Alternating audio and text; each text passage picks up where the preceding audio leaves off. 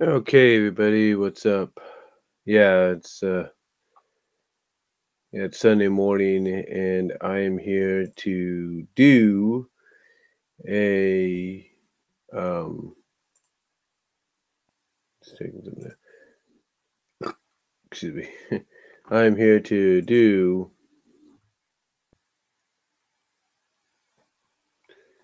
a review on NXT TakeOver New Orleans. This is the second TakeOver show of the year, and it is the TakeOver show before WrestleMania.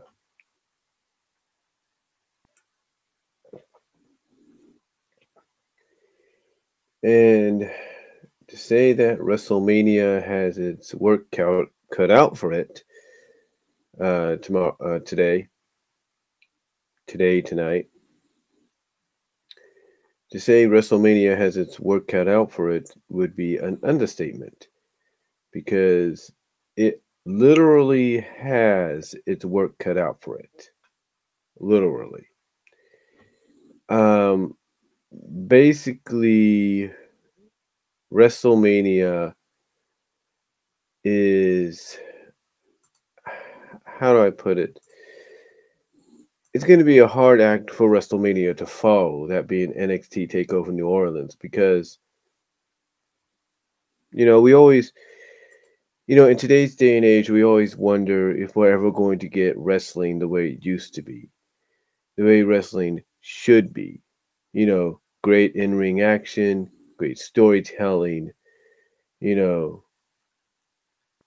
overall the total package the way it should be.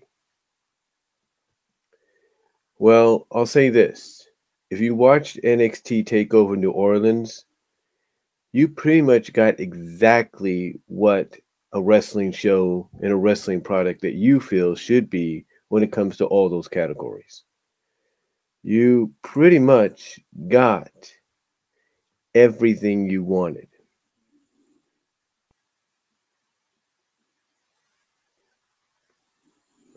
You pretty much got everything you wanted, if you know what I mean.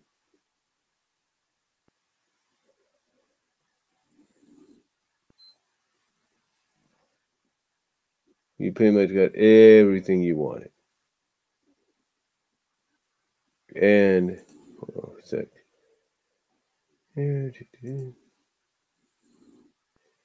Just checking something. But pretty much you got everything you wanted in a show like this. You did. You got everything you wanted. And when I mean to say you got everything you wanted, you got the storytelling. You got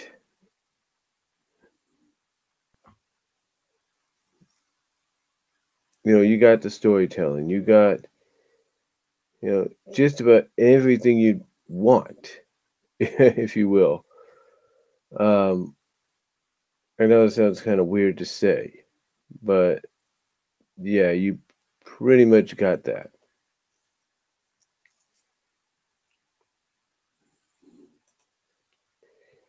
Uh, I mean, words are just words are just too hard to explain sometimes. Exactly what Takeover New Orleans was like. I mean, you start off the match. You start off the night with the six-man ladder match to crown the first ever NXT North American champion. And you pretty much got an all-star cast, I should say, of who's who in there. You do. You pretty much have an all-star cast of who's who in there. And to say that these six guys didn't bring it, that would be an understatement in its own right. I mean, I just caught the match as soon as I saw what was it, Ricochet's entrance, and I think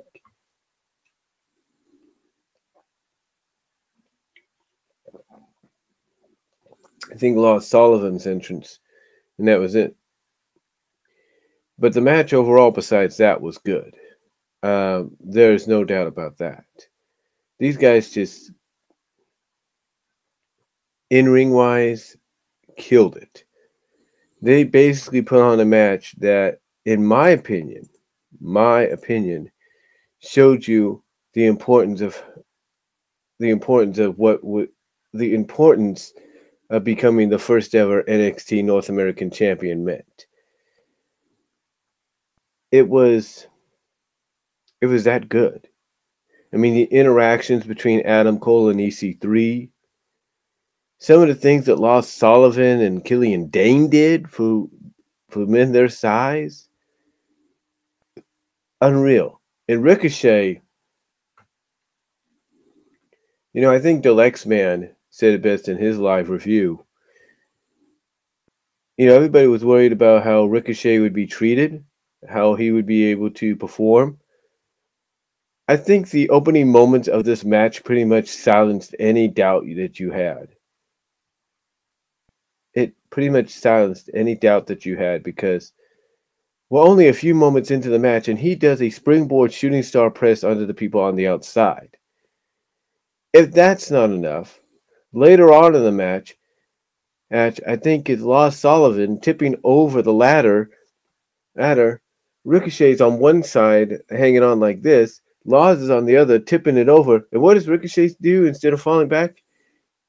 Heck, he takes this possible disaster and turns it into an opportunity and does a freaking moonsault is in the process while he's being tipped over on the ladder. By Lars Sullivan. He does a freaking moonsault.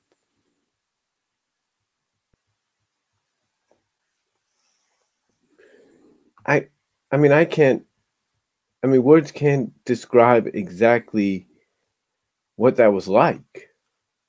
I mean, when you think about it, words can't really describe what that was like.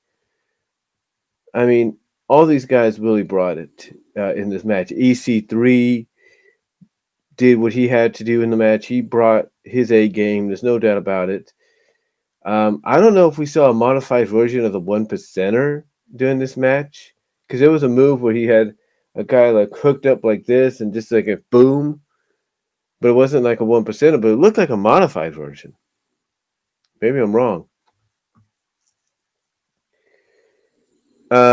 Just back and forth action. I mean, you want to talk about getting the people off their feet right off the bat, getting people electrified throughout the night. This ladder match for the NXT North American Championship did that. It did that at just enough to keep that momentum going. And in the end, yes, it was Adam Cole that became the NXT North American champion. I was hoping for EC3. I was hoping maybe Ricochet, but Adam Cole's a good choice, especially with what happens later on in the night. But yeah, overall, these guys just gave it their all in this match. I mean, Velveteen Dream, Patrick Clark, whatever you want to call him, comes off the top of the ladder with his purple Rainmaker elbow drop onto Lars Sullivan, and he leaps off the top of that ladder. The Lex Man, I think, has it right when he says it feels like when you look at that elbow drop, you go back and look at it, it looks like he goes past and above the hanging structure in which the North American Championship is hanging on. And then if that's not all, and then if that's not enough, he does a rolling Death Valley driver on Ricochet on a ladder that's bridging one ladder that's used as a bridge to bridge one ladder over to one of the turnbuckles. That's innovative. And to correct the Lex Man on one thing, Lars Sullivan's the one that when he broke the ladder on the outside, bridging the ring between the ring and an announce table, Lars Sullivan was the one that put EC3 and Velveteen Dream through one. And it was Killian Dane that tried to top that by doing the same to Ricochet and Adam Cole. So that's not to be disrespectful, Alex, but those are the ones that got put through the ladders on the outside during the match. Overall, just terrific opener, guys. Really, to me, stole the show right off the bat. I'll say this: if this match had been placed on WrestleMania tomorrow, later on today, had this match been on WrestleMania instead of Takeover with the same participants, nobody at WrestleMania would have been able to top it. Nobody. But overall, yeah, just great opener. And again, Adam Cole walks out with the championship. Gonna see how long he has it. Again, I'll explain why I think. I'll explain my reasons later on when we get to that point. But everybody was wondering. Everybody was blowing up Twitter and social media like, okay, how are they gonna follow this? How is anybody gonna follow this?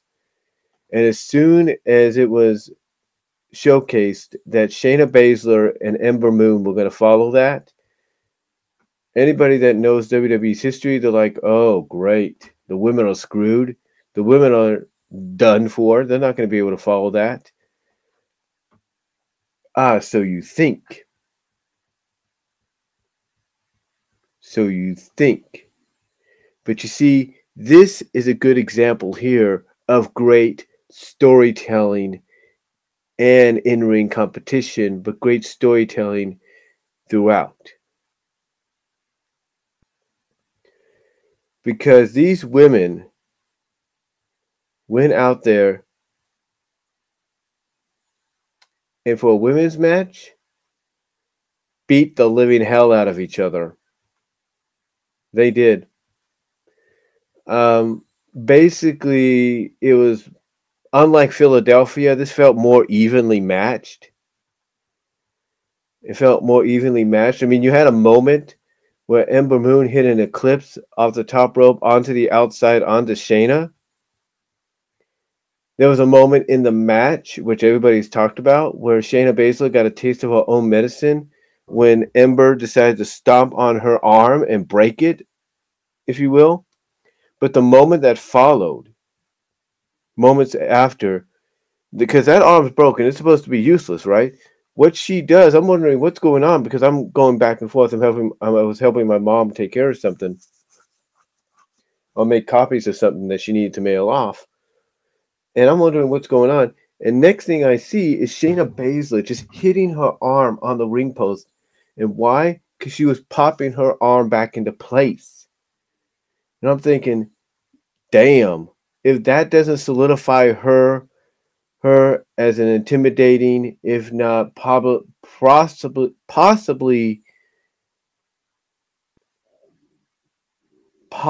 an unbeatable champion, I don't know what does. Because that was like, holy crap. Never seen that in wrestling. Never. But the match was good. Storytelling wise, it was good, especially the ending.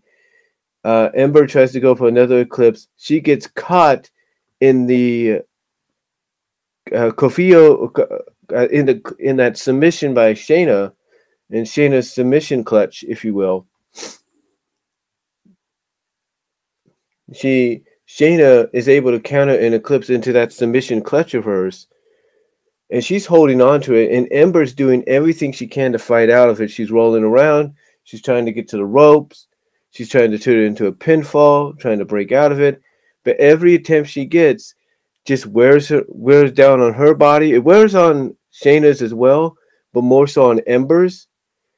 And it gets to the point that it takes like, I'm going to say this. The Lex Man, I think, pointed it out correctly. It felt literally like 5 to 6 minutes that Ember was in that hold. It felt a little longer to me, be honest. But Ember was in that submission for so long that after maybe the third or fourth attempt to try to break it, she just passed out. And that was it. And Shayna Baszler is the new NXT Women's Champion. And she did celebrate with two of her fellow horsewomen, Ronda Rousey and I can't think of the other girl's name right now. But she did an interview afterwards. When she was asked what her plans are as champion now, basically her plans are to change the women's division in NXT, maybe WWE as a whole, to where it's like no longer about, oh, you look nice, you have pretty hair and nice makeup. It's no, what can you do in the ring as a competitor? Forget all the makeup, forget all the flashy hairstyles and all that. What can you do as a fighter, as a wrestler? What can you do if, let's say, you just tell the makeup artist and hairstylist, screw off, I'm going to the ring right now? What's more important, your looks? Because I think that's what they're doing with Shayna now. I think that's going to be Shayna's MO as champion. It's like, you want to take this away from me? What's more important, this or your looks? So, I think that's a good character trait to give her. Like, hey, what's more important? Becoming a champion and fighting for this, or your looks, or how good you look in a dress, or how good your hair looks. I think that works for someone like Shayna Baszler. How long she keeps the title? I'm gonna say she keeps it till SummerSlam weekend. I really do, because we know that Ember is not going to. If they give it back to Ember Moon, one or two things is going to happen. It either because here's what I think happens. We know there's a rumor going around that Backlash is going to be the background for the next Superstar Shakeup, WWE Draft, whatever. Here's what I think happens. We know inevitably there's going to be a third rematch, a final matchup between these two when it comes to NXT. Or when it comes to facing each other in NXT. We know as far as NXT goes, you're going to have one last encounter between Ember and Shayna. Here's where I see this going. If WWE decides to call up Shayna Baszler, if they decide to call her up, she's dropping the belt back to Ember Moon at the next TakeOver show in Chicago. She's dropping it back to Ember Moon there. If Ember Moon doesn't win the championship back, then that means Ember Moon's getting called up. So whoever doesn't win the rematch at the TakeOver show in Chicago, that person who loses is getting called up to the main roster during Backlash. I'm not saying that's for certain, but I believe that's the direction they're going down, because I don't think they pretty much know yet who they want to call up between the two. But I think logically, whoever they book to walk out NXT Women's Champion at TakeOver Chicago, the loser goes to the main roster. It's a foregone conclusion. But how does this match come about? Is it just another regular match? No. I agree with a lot of people. You're going to do one more match between these two. It's got to have some kind of finality to it. It's got to have some kind of final chapter to it. And I think the best way they can do it, and Deluxe Man, and I'm sure OTR Essential, the Schleg Daddy will probably agree with some of this as well as Chase Oliver, Jeff Meacham, anybody else watching, Aaron Rift, whoever else, Chase Oliver, a lot of shout outs there, I know. But whoever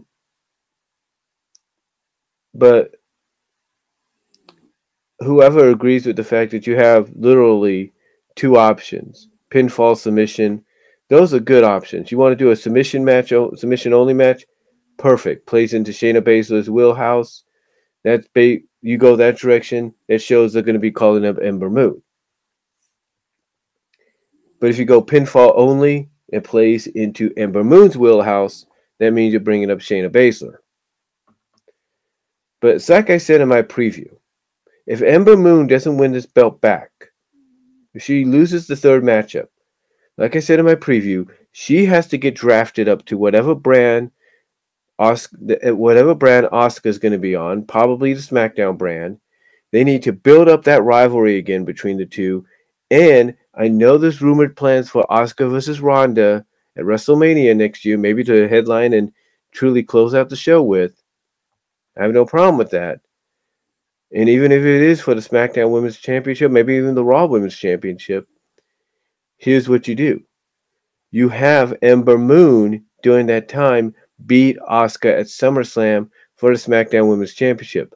It doesn't hurt your plans for Asuka versus Ronda. You could still do that, but at least you're allowed, from a storyline continuity standpoint, to allow Ember Moon to get that chip off her shoulder that she wasn't able to get off during Asuka's time in NXT by beating Asuka on the main roster. I'm just saying it would really, I think, benefit Ember, because if you want to rebuild and reboot her career somewhat when you bring her up, that's the best way to do it. But that depends on what they decide to go with, what direction they go in, come Takeover Chicago in this third rematch that has to have some kind of finality to it, some kind of final chapter. Because if they don't have Shayna retain and Shayna loses, then Shayna's the one that's going to get called up. I guarantee it. Um, but as far as what kind of match that finality should be, I heard about submission only and pinfall only, like I mentioned. One match I don't think anybody brought up to the Lexman in the live chat. I was surprised by this. This fits perfectly into Shayna Baszler's background as a UFC fighter, as a mixed martial artist. And I think what they should do is bring back a match we have not seen in a long time. A Lion's Den match. Yeah, Lion's Den. In case you guys don't know what a Lion's Den match is, it's real simple. It's a circular structure, a little smaller than an octagon, but it's kind of similar. But it's a similar structure where it's just all cage, and that's it. Well, of course, you have a floor, you have a mat, but it's all cage. It's got a rubber outing on the top. It's all cage all around. It's basically a miniature octagon, it's a miniature rotundo of an octagon, if you know what I mean. I know I used the last name of rotundo there, but you kind of get the idea. It's a more rounded version of an octagon, the Lion's Den, that is. And I think if you're going to do a rematch that has to have some kind of finality, final chapter closing to it, a Lion's Den match between Shayna and Ember is the best way to go. Best way to go. And you know why? Because if you put Ember into that kind of environment, she can be innovative with, well, maybe the limited space she would have, but she can find innovative ways to use that cage. But if you're planning to bring Ember up, it works into Shayna Baszler's background as an MMA and UFC fighter. It works into her background. And again, if that's the case, and Ember Moon loses her rematch, then, like I said, the next thing you do is you call her up to the main roster, and you have her be on the same brand as Asuka. You use that time you have her up there to reboot, and rebuild her, give her that momentum she needs. And even if some people may not agree with it, have her restart her rivalry with Asuka on this brand that both are going to be on. Have her beat Asuka at SummerSlam for the SmackDown Women's Championship, and then maybe lose it back to Asuka a month later, but at least allow her for that moment on basically your second big show of the year, your second of your big four, your third of your big four of the year, beat Oscar and get that chip off her shoulder and show that, hey, at least I can do it. And again, like you said, you could still build up Oscar and Ronda if you're planning to go there, or afterwards, even by having Oscar retain or regain the championship a month later. I'm just saying it. I'm just saying, if you're going to bring Ember Moon up, that's, to me, the possible direction to go with when it comes to her.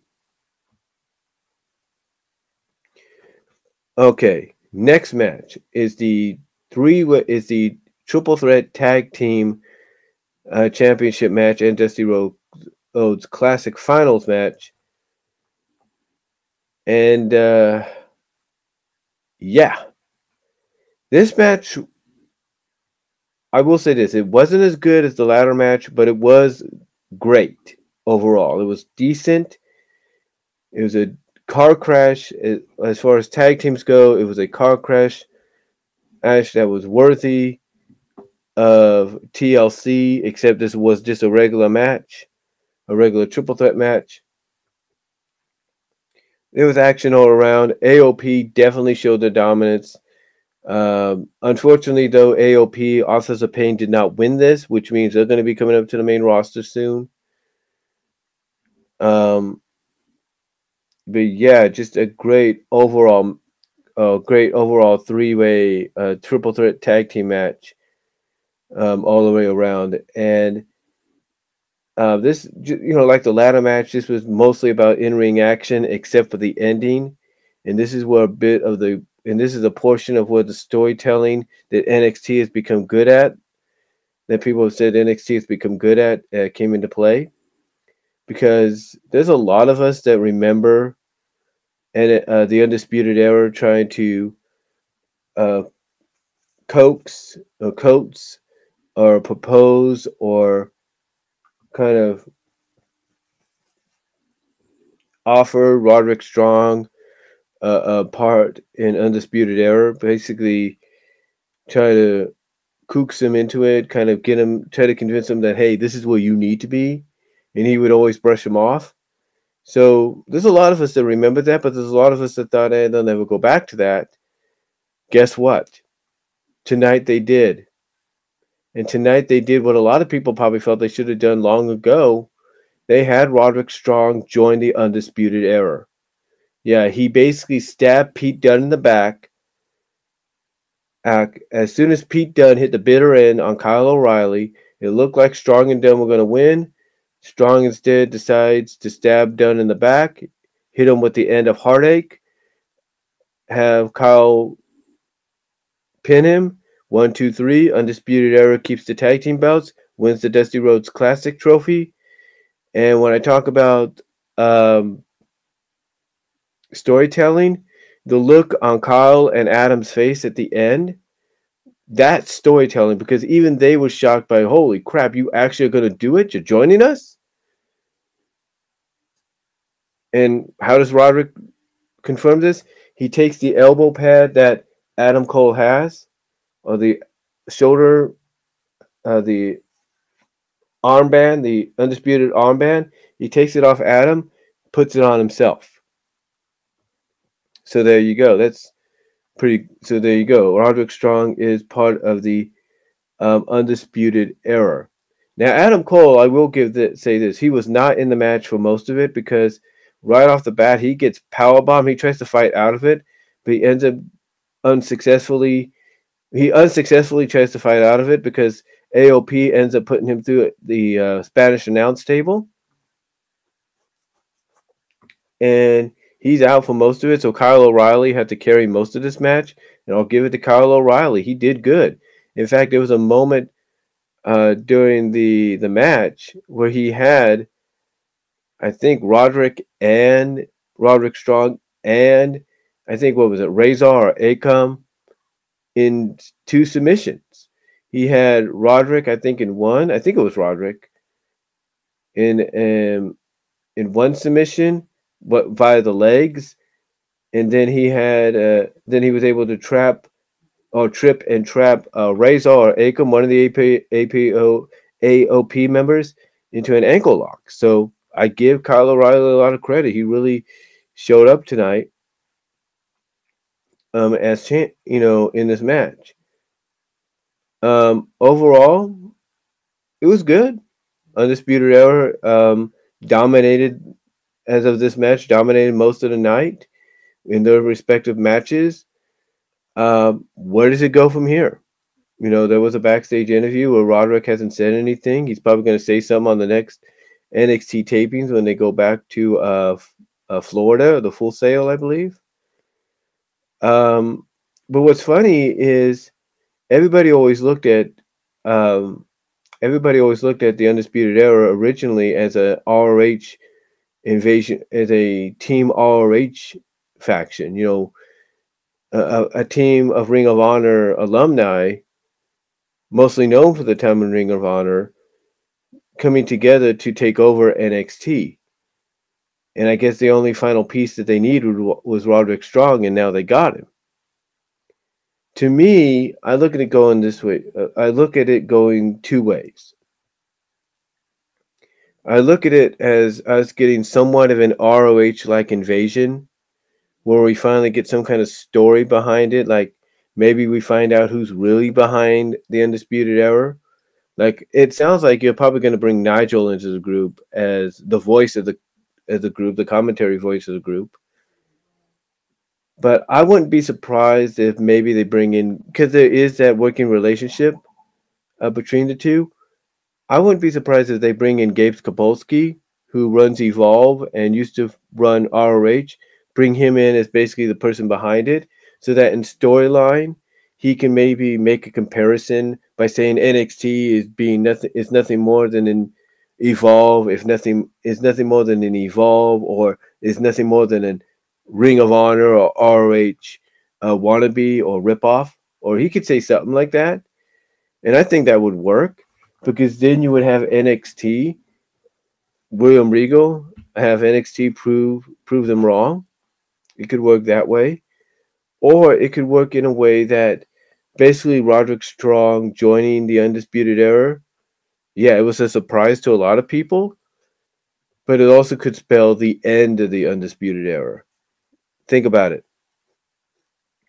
Think about it. The Undisputed Era has the North American Championship and the tag titles. What championship do they not have yet? The NXT title. Think about that. That is the catalyst right there that's going to start the crumbling of the Undisputed Era. I'm not saying it's going to be right away, but give it time because there will be one other thing that's going to play a factor in this: leadership. Think about that. Think about that. So I look at it this way: Roderick Strong joining, great moment. Definitely adds a little bit more independent star power to the group. A lot of people are saying that they could be the Bullet Club of WWE. I think that's a little uh, too. I wouldn't say that's an unfair comparison, but I would say that's. Again, I'm not saying that's a not. I'm not saying that's an. I'm not saying that's a fair comparison, but I think that's a. I think that's pushing it just a little bit. Because I'm not saying there's any. I'm not saying anything bad about Undisputed Era. I think they're a great faction. With the addition of Roderick Strong, it makes it even better. But I think honestly, when you say they could be the Bullet Club of WWE, they might be pushing it. Because what I see here is either this is the start of some kind of interpromotional Asian, like I mentioned earlier, or it's the start of the destruction, or it's the beginning of the end of the Undisputed Era. Because think about that. Just think about that. Think about the fact that they have the North American and tag team titles, but yet they don't have the NXT championship. Who's the one that needs that NXT championship? Or who would get it? Roderick Strong.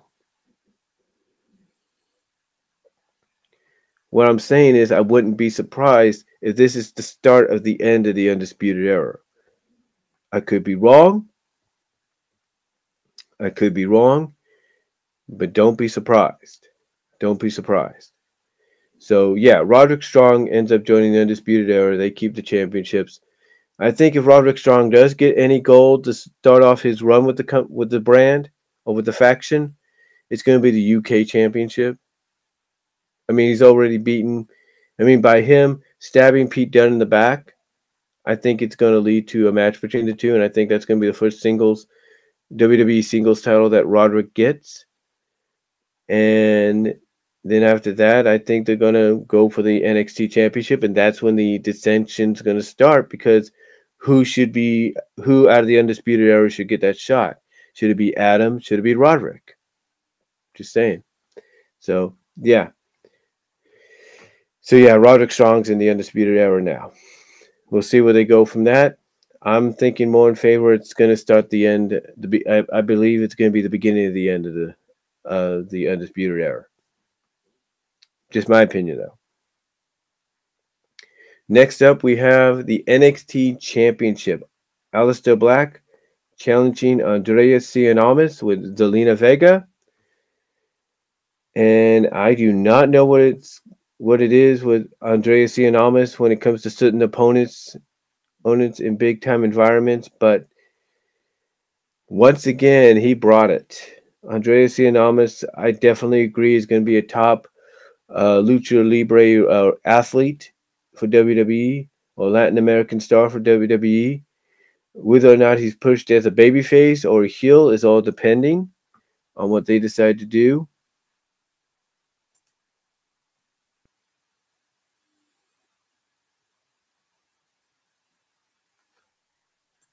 What they decide to do. Um, so basically, it's up to either Vince or Triple H of what direction Andreas Giannomis is going to go when he goes up to the main roster. Because this tonight basically was the indication that he's heading that way along with Zelina. Because tonight, great matchup, great NXT Championship matchup. Definitely, I will say this so far. If I was to say match of the night, match of the night, I'd have to say match of the night. Mostly top. I look at it this way: top 3 matches of the night. Number 1, ladder match. Number 3 is this match. The second one I'll get to in a moment. But this one was great. Back and forth action. There were moments in there where you thought Andreas was going to beat Aleister. Like this one moment towards the end where Aleister takes Andreas Giannomis out with a plunger or something, tosses him back in, but Andreas Giannomis gets back up and hits Aleister Black with his double hook, with his hammerlock DDT, doesn't get the win. Zelina Vega, she interfered not once, not twice, but 3 times during this match. The third time was costly because the first few times she was able to hit her Hurricane Rana, her Hurricane Rana driver on Aleister Black. Second time she did it was in the ring when Andreas distracted the referee when Zelina gave him the championship. That distracted the ref just long enough for Zelina to hit a spiked Hurricane driver on Aleister Black, but that wasn't enough. And then the third opportunity, like I said, was the one that blew up in her face because she goes to the top rope. She's getting ready to split top rope because she's going to splash because she's planning to splash down on Aleister Black, but he ducks. He gets out of the way. She gets caught by Andreas Giannomis, and he ends up getting hit with the black mask where he's holding her, and he falls down. She drops, rolls out of the ring. Aleister Black covers Andreas Giannomis and becomes NXT champion. So great matchup. Zelina Vega interference finally caught up to her, and she ended up. This is what you will expect if you're looking for a heat magnet of a heelish manager who doesn't get the way, especially if it's a woman manager. Look at Zelina Vega. She basically threw a freaking fit when she heard the announcer say new NXT champion. So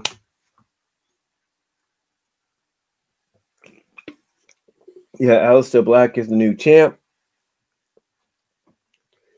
There's no doubt there's going to be a rematch between these two, but I think just like with Ember Moon, if she doesn't win her title back, both Ember and Andrea Giannomis, along with Zelina Vega, are going to be called up to the main roster after Backlash. It's or at least get drafted to one of the brands after Backlash. But yeah, overall, just a great matchup, and Andreas Giannomis definitely has really improved over the past year, not just because of the addition of Zelina Vega, but just overall as a performer. And I definitely think he's going to do very well on the main roster, no matter what brand he's on. He's going to do very well. And I definitely see him with a mid card championship around his waist before the end of the year. And I would say that mid card championship, depending on where he's at, is either the Intercontinental Championship if he's on Raw, or the United States Championship if he's on SmackDown. So yeah, I definitely see him getting one of those two mid card championships before the year is out, depending on the brand he's on.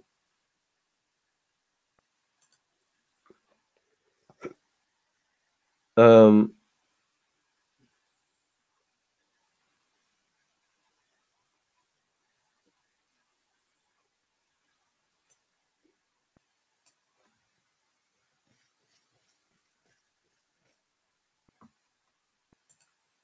so yeah, it all depends on, like I said, what brand he's on at the end of the year. But yeah, he definitely brought the fight to Aleister Black, and I will say that if he doesn't retain the championship come uh, Takeover Chicago, if that's the next one, then again, like I said, just like with Zelina Vega, he's gonna. I mean, not Zelina Vega, but Ember Moon. He's gonna get called up or at least drafted to one of the um, one of the brands during Backlash. If that's the plan they plan to do at Backlash, um, if that's still the plan, if that's still the plans for Backlash at all, so we'll have to wait and see. But yeah, Aleister Black is champion, and I say that the first person he's going to go up against is not going to be Roderick Strong, because Roderick's going to be busy with Pete Dunne. If they decide to ignore that, then it will be Roderick Strong. But I don't think it's going to be Roderick Strong off the bat. I think it's going to end up being EC3, just like I mentioned. EC3 didn't become North American champion. He's going to go after Aleister Black after Andreas Giannamis. I just feel that's going to, and that right there is going to be a great, great rivalry between the two. Just the contrast of styles and personality couldn't mesh any better. And then you get to the main event. And I will agree with OTR Central. Not all main events have to be for championships, especially if the storytelling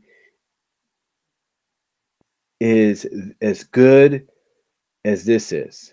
Johnny Gargano against Tommaso Ciampa. Unsanctioned.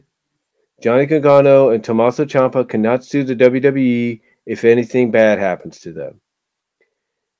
And you want brutality, you want hardcore in a PG era environment with good storytelling that makes you get so invested that during moments of the match, you're like cringing, or you're like, "Don't do this, don't show that." This is a match that's the perfect example of great storytelling with great in-ring action, hardcore based, extreme based under that PG umbrella. You can't get any better than this, because this match just literally tore the house down. This is why it is the number 2 match of the night. I hate to say that. I know people are going to hate me saying that, but this is the second match of the this is the second match of the night. This is the number 2 match of the night because Gargano and Ciampa just brought it. The storytelling between them was just so damn good. There were moments during the match I thought Johnny was going to lose. I mean, when Johnny exposed that middle turnbuckle, I was thinking, well, he's done. He's going to lose. That didn't happen. Usually when the babyface exposes that turnbuckle, that usually means it's going to backfire on them and they're going to end up losing the match. It didn't happen this time. It didn't. And then you want to talk about going everywhere. They went into the crowd. They fought everywhere. They basically fought to the point that, what was it? I think it was, what was it, Gargano that threw, either Ciampa or Gargano threw, one of them threw each other into the main announce team and knocked them out of their seats. And you got people chanting a Mamma Mia chant because of that. I mean, you just had, I mean, the in-ring action from an extreme hardcore, brutal street fight like style under PG rules. Magnificent. Magnificent. I mean, just magnificent all the way around. I mean, you had moments where Ciampa grabbed some crutches from a guy who was obviously a plant, and he's holding the crutches. He's waving bye-bye to Johnny, kind of reenacting the moment that Johnny was left NXT. You have him mocking the fans where he's going like, I was like, oh, this guy's like, and the fact that he embraced the heat. The moment he came out, no music. He had a Titantron and a Minitron, but no music. The moment he stepped out, Major Heat City. Major Heat City. This guy was booed upon, and he embraced it. He embraced it like, as Delexman put it, a true heel should. Overall, this matchup was just bell to bell, just brutality on a whole nother level under the PG umbrella. Now, I do agree with Alex, Delexman, that it would have been better if you had a bit of color in there, but we didn't get that. But I don't think sometimes you need to have color, blood, if you will, to tell a good story, especially with this kind of brutality, because sometimes this kind of brutality doesn't always need blood added to it. And this match showed that you could do brutality without resulting to blood and still tell a great story at the same time, and that's exactly what this matchup did. Just back and forth, and the ending, so well done. Because you're thinking this is the ending to where this is going to cost Gargano the match. He's going to lose. He's going to be gone, right? What happens? We get a reenactment of the moment at the end of their tag team loss to AOP. You get that reenactment moment, but the twist is Ciampa had taken off his knee brace, and he was going to use his knee. Unlike the last time they had a one-on-one match, where he relented and put the knee pad back up. No, he wasn't going to do that. He was going to use his knee.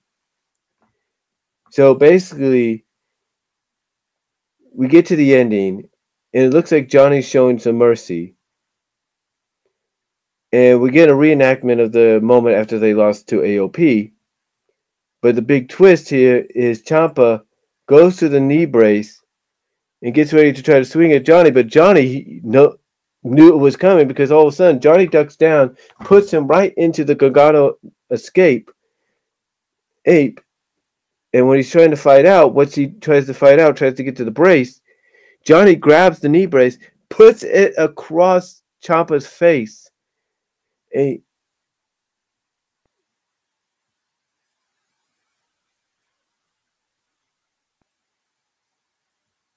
across Ciampa's face. And Ciampa ends up tapping out. Sorry, I heard something new. Sorry about that. But Ciampa ends up tapping out. Johnny Gargano is back on NXT. And you can't get any better than that kind of storytelling. I mean, I think WWE, mostly Triple H, knew they went the other route. people would be probably crapping on NXT right now. That even here's my opinion, and I know some people may not like this, but I think Triple H realized that if they'd gone in the other direction and let Ciampa go over Gargano, then no matter how good the rest of the card was, fans were going to crap on this match, crap on this show. They would. They would literally.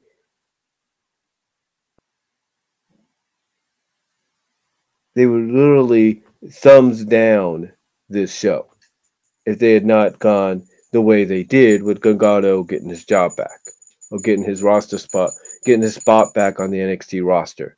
They would have booed the hell out of this event. And I think Triple H realized that. Because if you're going to end the show with a matchup like this as your headlined main event match, then you need to end it with the guy that's been screwed over and stabbed in the back by someone he thought was his brother. You end it by having him go over and not only exercise this demon, but finally achieve his moment and get his job back. That's just my opinion. My opinion, honestly. It is. But overall, yeah, it was a great moment. Candice LeRae came out, celebrated with Johnny. So now the question is, where do they go from here? Well, obviously, we're probably going to get another match between these two. Maybe. That depends whether or not Ciampa goes to the main roster before Gargano. I don't know. But we'll probably get one more match between these two. It's going to probably be a TakeOver Chicago. And now that since both are under contract, I think it's going to be... It's not going to be unsanctioned. It's probably mostly going to be something like it'll be similar to what we had tonight or last night, but it'll probably be more... I don't know what... You know what I think? NXT's done a lot of first. They've never had a Hell in the Cell match. Think about that. Think about that for a second. Think about that. A Hell in a Cell match. They've never had one in NXT. They've had ladder matches. I think they've had TLC. They've had War Games.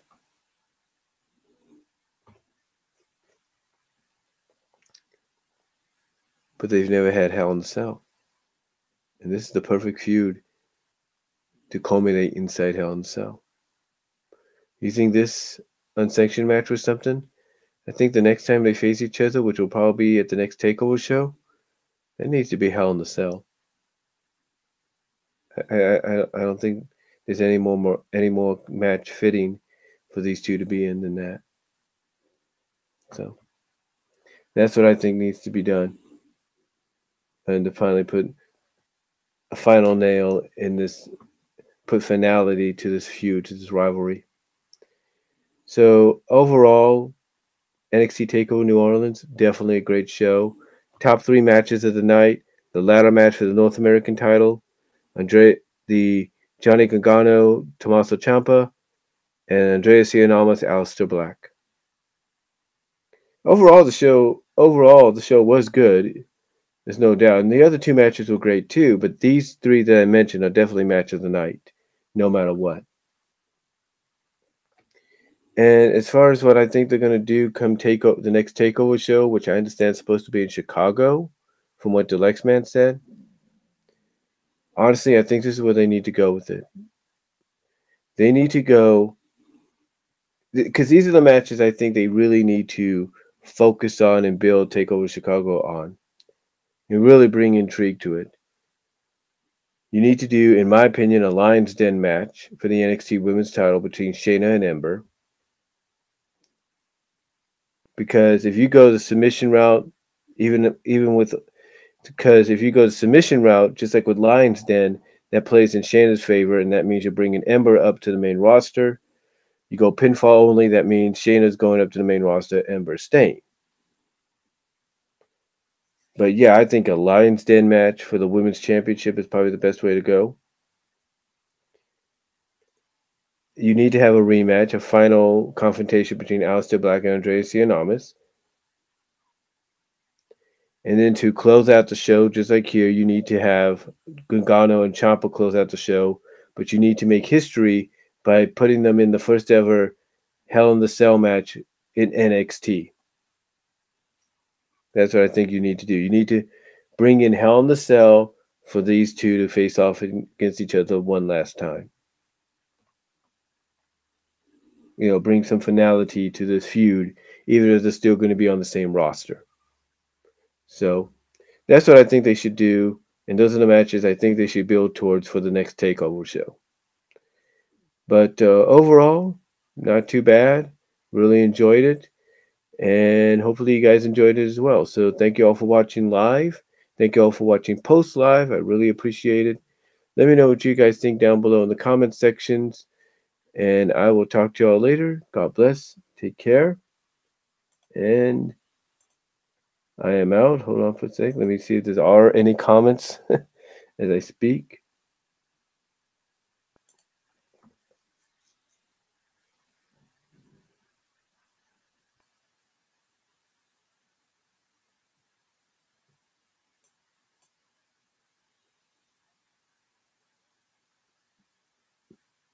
It's not. Maybe a little too early, some people. But yeah, again, thank you all for watching live. I really appreciate it. And thank you all for watching post live. Hope you guys have enjoyed. And I will talk to you all later. Comments are welcome down below.